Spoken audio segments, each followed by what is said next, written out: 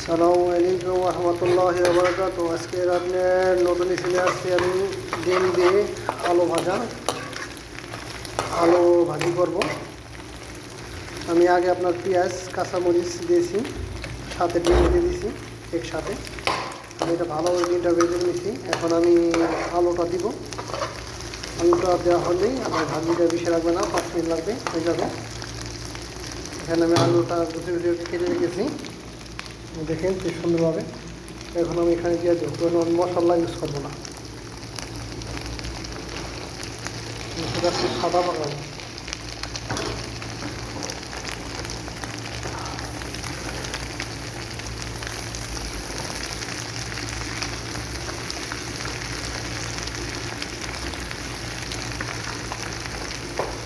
সবাই কমেন্টে জানাবেন কীরকম হবে।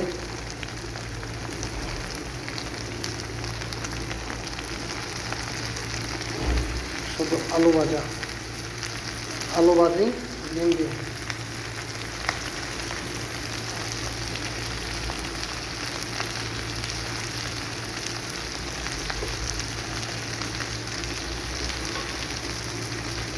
এখানে মেরে দিব।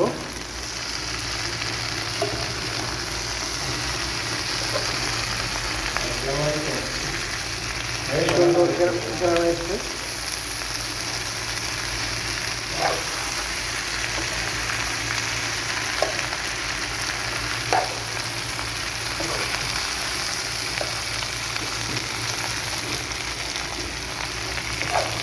মেরে দিয়েছি।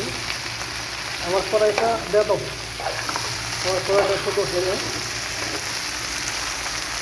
আজকে আলু ভাজা। সবাই কমেন্টে জানাবেন। আজকের আমার নর্মাল খানা আলু ভাজা ডিম দিয়ে, কোনো মশলা দেবো না। অনেকদিন পরে আপনার রেসিপিটা বানাইতেছি, সবাই কমেন্টে জানাবেন। আমি আগে তো ডিমটা ঠিক করবো আমার হয়েছে কিনা।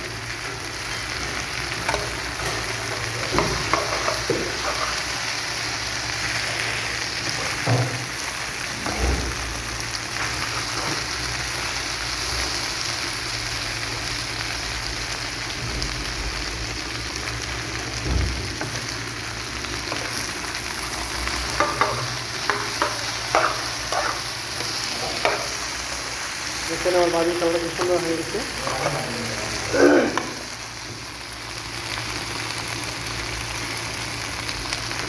হয়তো আমি হালকা ডালের জন্য মরিচ ফাটিয়ে ব্যবহার করবো। গোড়া মশলা, এখানে গোলমরিচ ফাটিয়ে মশলা আপনারা ইউজ করতে পারবেন।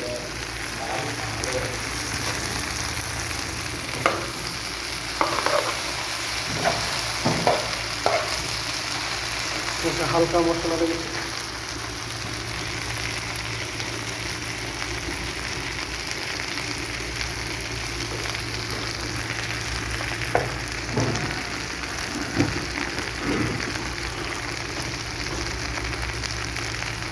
এখানে গোলমরিচের প্যাকেট ইউজ করবো হালকা, যাতে একটু ঝাল লাগে। কাঁচামরিচ অল্প দিচ্ছি।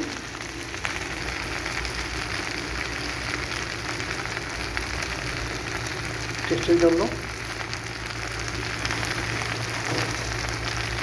এখানে আমি নেড়ে দেবো ভালোভাবে।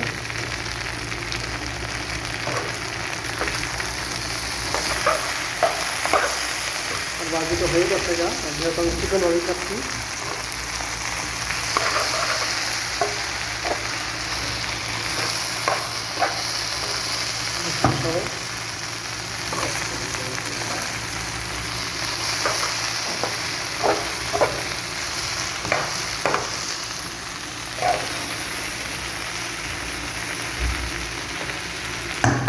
এখন রেখে দেব, আলুটা তাড়াতাড়ি সিদ্ধ হয়ে যায়।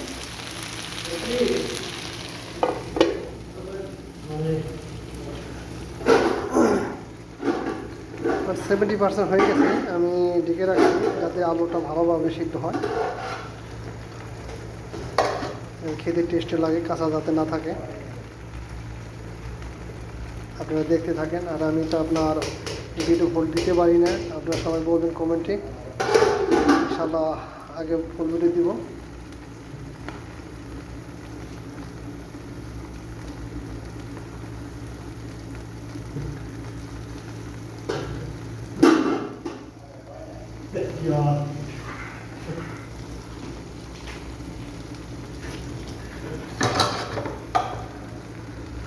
এখানে আমি খোলাই দেবো যাতে নিচে না লাগে। আর ভাজিটা হয়ে গেছে না অলরেডি, দেখুন হয়ে গেছে এখানে ভাজি। এখানে নিয়ে দেবো, তেল ছেড়ে দেবো।